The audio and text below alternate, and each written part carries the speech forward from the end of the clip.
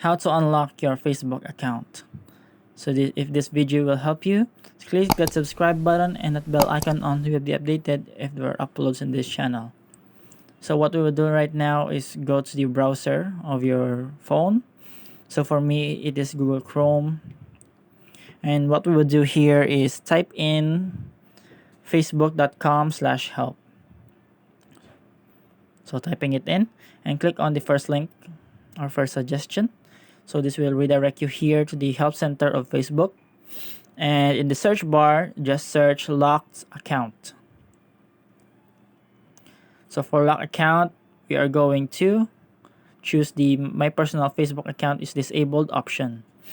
So just click on it and go here to what to do if you think your account was disabled by mistake. So click on the form or the link here to go to the form.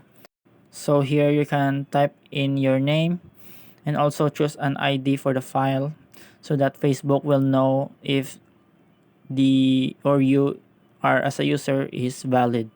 So just wait for the response of Facebook, and that's it for this tutorial.